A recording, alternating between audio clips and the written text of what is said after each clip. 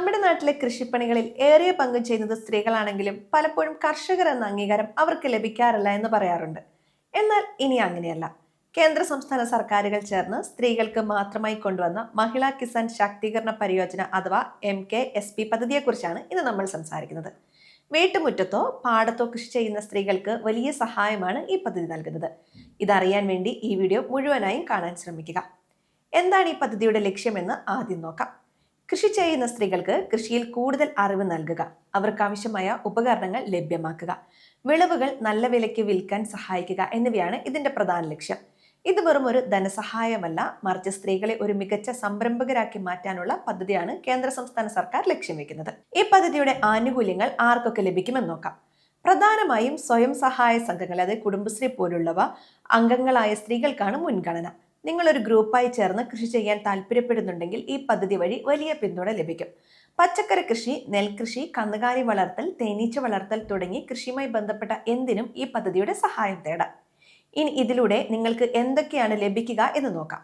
ആദ്യത്തേത് കൃഷിരീതികളെ കുറിച്ചുള്ള പരിശീലനമാണ്. കുറഞ്ഞ സ്ഥലത്ത് കൂടുതൽ വിളവ് എങ്ങനെ ഉണ്ടാക്കാം, രാസവളങ്ങൾക്ക് പകരം ജൈവവളങ്ങൾ എങ്ങനെ ഉപയോഗിക്കാം എന്നതിലൊക്കെ വിദഗ്ധർ ക്ലാസുകൾ നൽകും. രണ്ടാമതായി, കൃഷിക്ക് ആവശ്യമായ വിത്തുകൾ, തൈകൾ, വളം എന്നിവ കുറഞ്ഞ നിരക്കിലോ സൗജന്യമായോ ലഭിക്കാൻ ഈ പദ്ധതി സഹായിക്കും. കൂടാതെ കൃഷിപ്പണി എളുപ്പമാക്കാൻ വേണ്ട ചെറിയ യന്ത്രങ്ങൾ വാങ്ങാനും ഈ പദ്ധതിയിലൂടെ സഹായം ലഭിക്കും.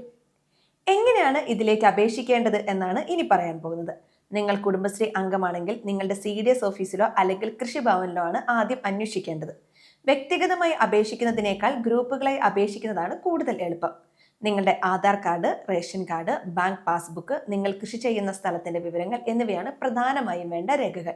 പലരും വരുത്തുന്ന ഒരു തെറ്റ് കൃഷി തുടങ്ങിക്കഴിഞ്ഞാൽ പിന്നെ ഇതിനെക്കുറിച്ച് അന്വേഷിക്കില്ല എന്നതാണ്.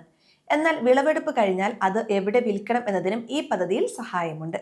ഇടനിലക്കാരുടെ ചൂഷണമില്ലാതെ നേരിട്ട് വിപണിയിൽ എത്തിക്കാൻ മഹിളാ കിസാൻ ഗ്രൂപ്പുകൾക്ക് സാധിക്കും. 2026 പുതിയ മാറ്റങ്ങൾ പ്രകാരം ഡിജിറ്റൽ കൃഷി രീതികൾക്കും ഡ്രോൺ ഉപയോഗിച്ചുള്ള വളം തളിക്കലിനും സ്ത്രീകൾക്ക് പ്രത്യേക പരിശീലനം നൽകുന്നുണ്ട്. അതിനാൽ പഴയ രീതികൾ മാത്രം പിന്തുടരാതെ പുതിയ സാങ്കേതിക വിദ്യകൾ പഠിച്ചെടുക്കാൻ ഈ അവസരം ഉപയോഗിക്കണം.